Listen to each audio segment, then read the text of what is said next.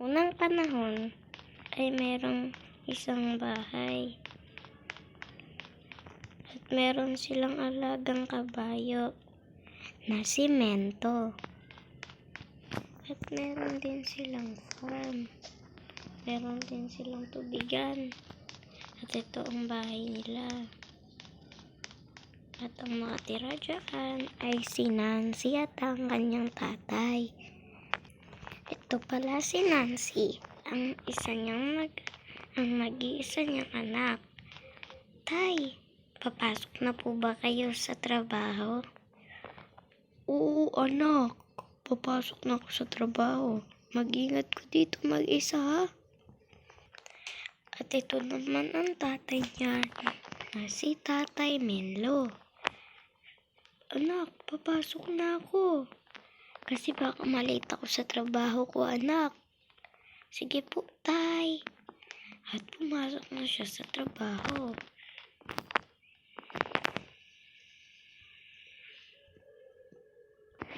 Nakalimutan ni Nancy na may pasok pala siya ngayon.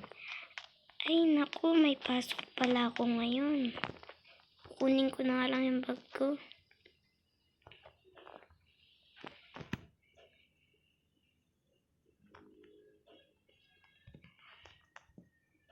Okay na, nakuha ko na yung bag ko.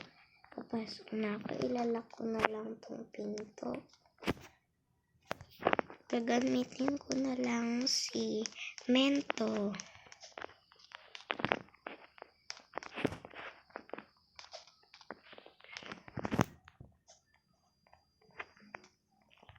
At pumasok na siya sa paaralan gamit si Mento. Malapit lang ang school sa kanila. Kaya hindi na rin siya nahihirapan. Si Menlo nga pala ay isang mabait na kabayo. Hindi ito umaalis.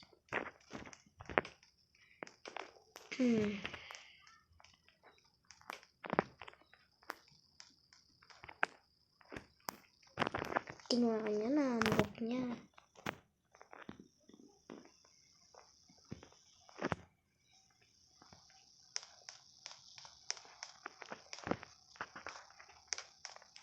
Good morning, ma'am. Uy, good morning, nak. Sige na, sit down na lang. Okay po, ma'am. At nagsimula na sila ng klase. Matalino kasi si Nancy. At siya ang top 1 nung pagkatapos ng school. Nung end year school, siya ang top 1 sa school nila. At umuwi na si Nancy.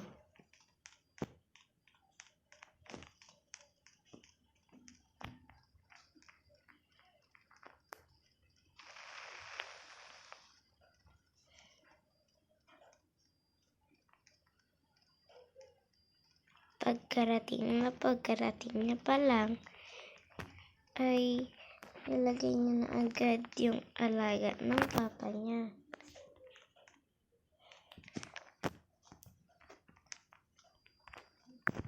At nagluto siya ng makakain ng tatay niya at ng mama niya. Naku po, nabubuksan pala ito. Bago pa lang kasi kami dito sa bahay na to eh. Magluluto na ako para kapag dating ni tatay. Kaso, may pagkain ba kami dito? Meron.